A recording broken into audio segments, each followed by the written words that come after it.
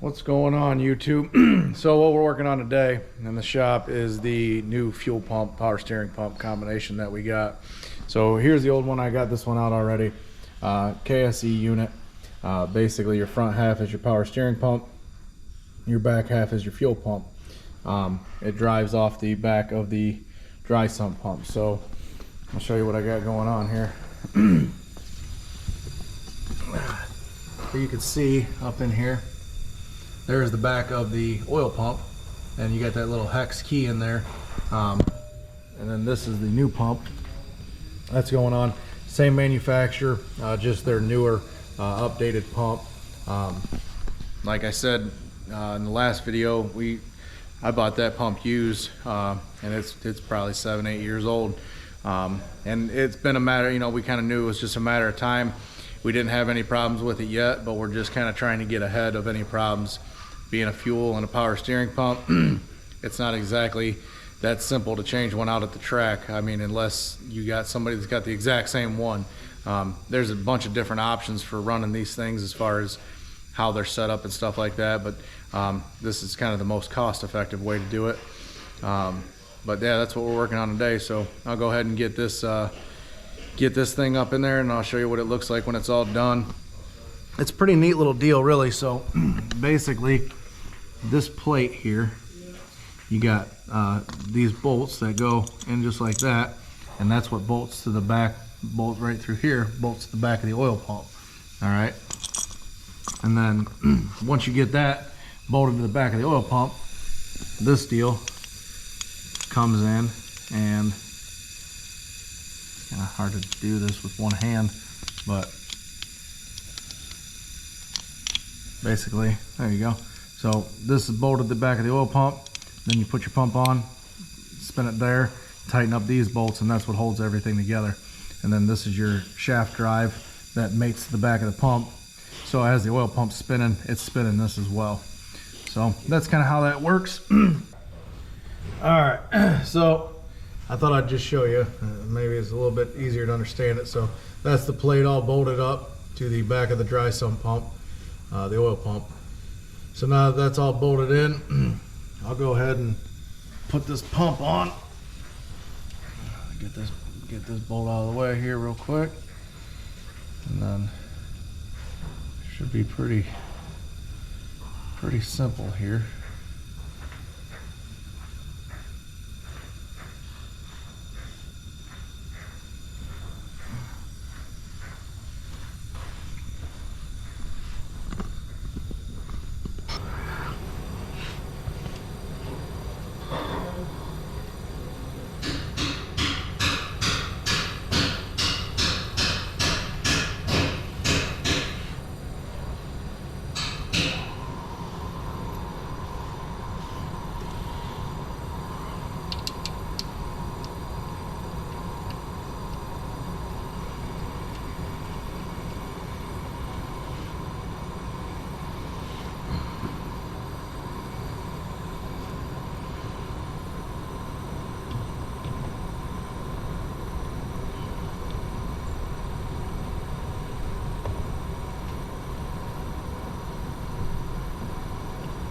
Just like that, rolls right into position.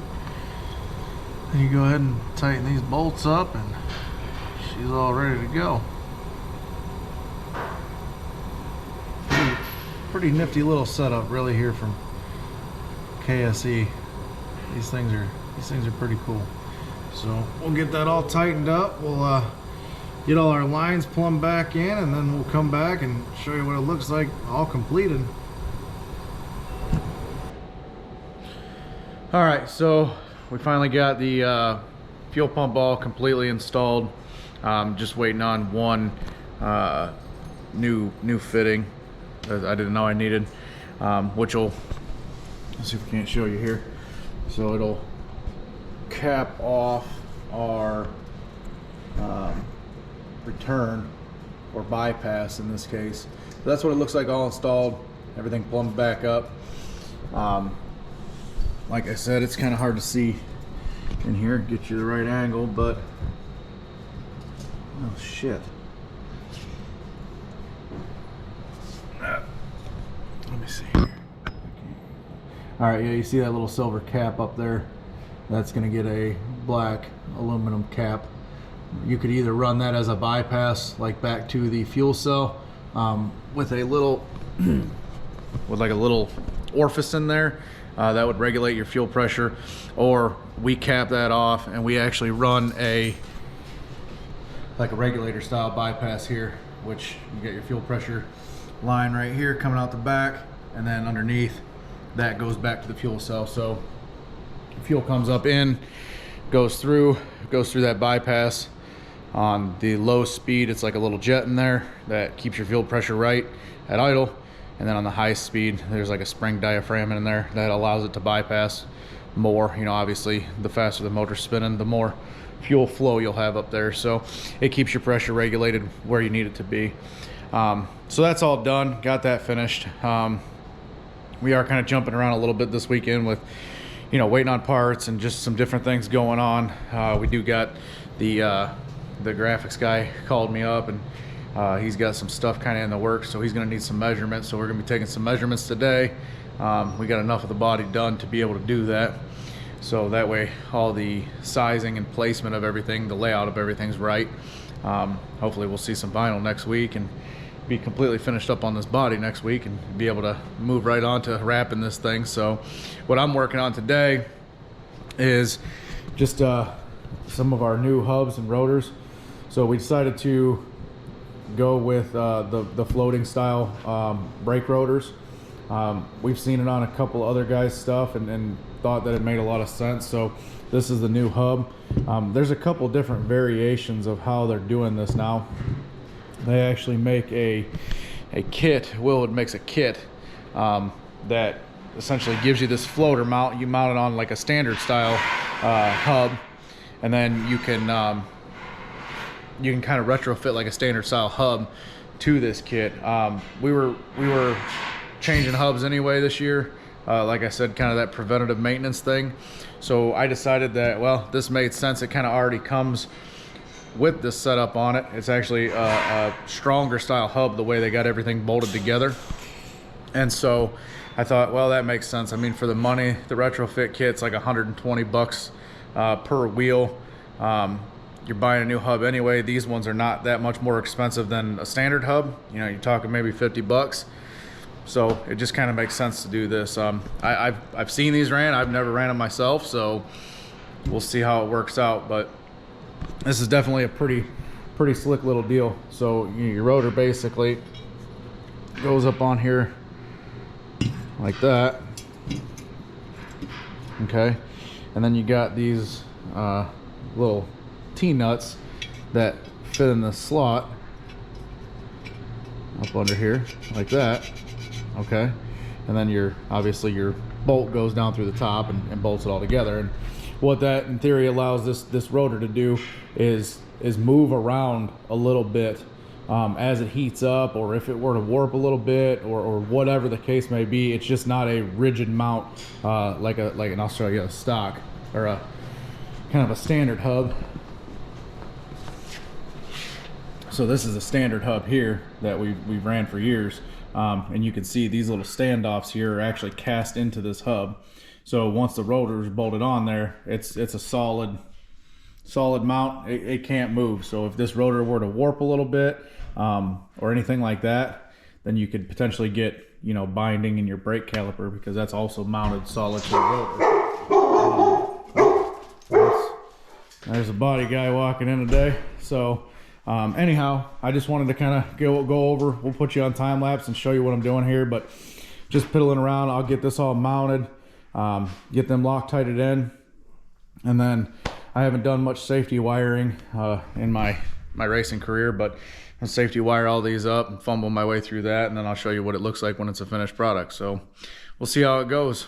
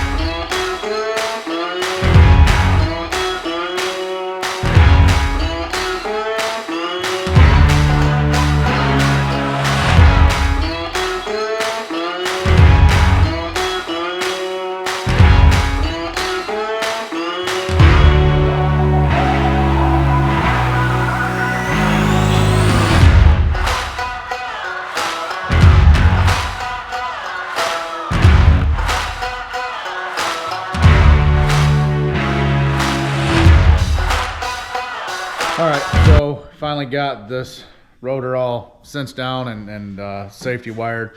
Now I'll say this safety wire is not exactly the easiest thing in the world to do, at least for me. I did watch a few YouTube videos, so I'm pretty much an expert now. But that being said, it still fought me a bit. I broke a couple and things like that. I'm not sure if this is exactly right.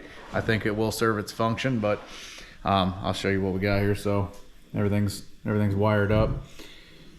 You know, if you guys got any advice, comments, or anything like that, please feel free to share them in this video. Like I said, I am by no means an expert on this stuff, so if there's any tips or tricks out there, I'd love to hear them. So now what we're going to do is we're going to go ahead and get our bearing spacer set. So this is another thing that we're doing this year that we've never done before. We've looked at it for years and kind of wondered if it was worth the money and worth the time.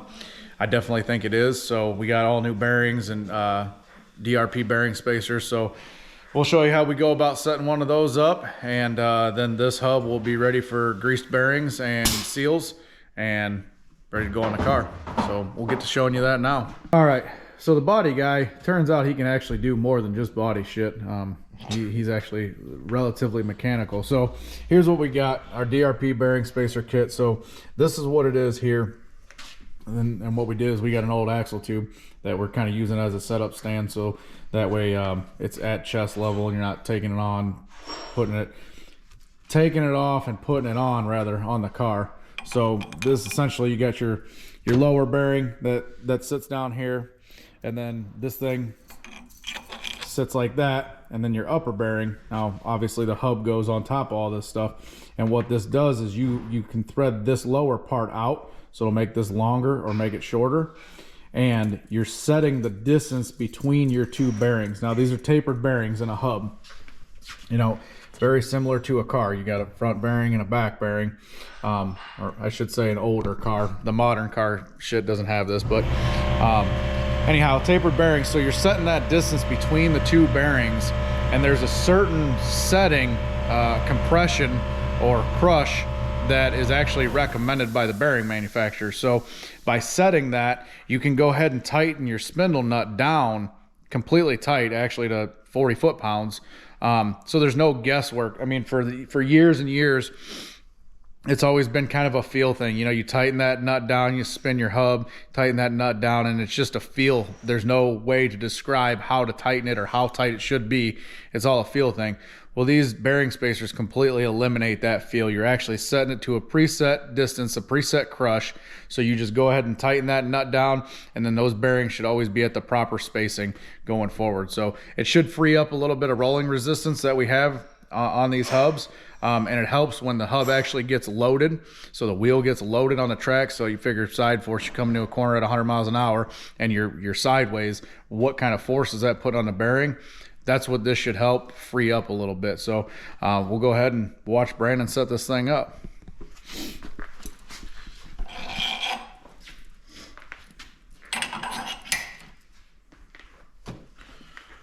You can do commentary, buddy. So keep in mind, you know, we're certainly not experts on this either. This is the first time setting it up. We've read DRP's instructions, and we are doing exactly what they say. So what he's doing right now is checking the overall length of this thing. We have already set one of these up, so we have a rough idea of how much, how long this thing should be, and that's what he's kind of doing. He's got that preset to the length that we think we might need, being that both of these hubs that we've done now, this being the second one, are both brand new hubs, and they're both the same kind of hub. We're hoping that there won't be a ton of variance from the manufacturer, so we kind of preset that thing, and we'll see. Hopefully it's right where it needs to be as far as load wise. So what he's doing now is, again, he's kind of loading that on there. He'll get this nut ran down on there, and we'll torque it down to the specifications that DRP recommends. Once it's torqued down, we'll put a indicator on it and see what our end play is. Now they're looking from anywhere between a half a thou to 0 thou, you know, no play at all. So at the most a half a thou end play. Now when we start talking about thou, You know, Brandon just tightened that down there, and there's no play in it at all, or very little. So we'll check it now and see if it's within our window. But when we're talking about a thou, we'll go back here to the machinist. Dad, what is it? 3 thou a human hair? Yep. So yeah, I mean, when we're talking about thousandths of an inch, 3 thousandths of an inch is roughly the thickness of a human hair. All right. So when we're setting this thing and we're saying maximum end play, maximum slop, and those bearings is 1/2 of a thousandth, right? That just kind of goes to show you how very little that is. I mean, that is virtually nothing. So just a kind of a tech tip there as far as what that means, because you start talking thousandths of an inch and people go blank for a minute. So, but anyhow, Brandon just went ahead and torqued that down. So we'll put this indicator on. And again, there's a whole setup tool for this that you can actually buy. That's pretty slick. We don't have any of that, so we kind of made our own little fixture here, and it seems to be working out pretty well. So we got our dial indicator on here. So now how this works is that's essentially a magnetic base. We're magneted to the vise. You got this indicator that goes here and sits on the face, and what that is a gauge that reads in, you know, 1/2 thou, you know, and thousandths. So basically, if that hub moves up, it'll push up on this, and you can see just how sensitive that gauge is, right? So that'll tell us exactly how much end play that we have in this thing. So that's what Brandon's getting ready to check right now. And again, we're shooting for either no end play at all up to 1/2 thou of end play. I think that's good. And again, we kind of preset this one, so we're, you know,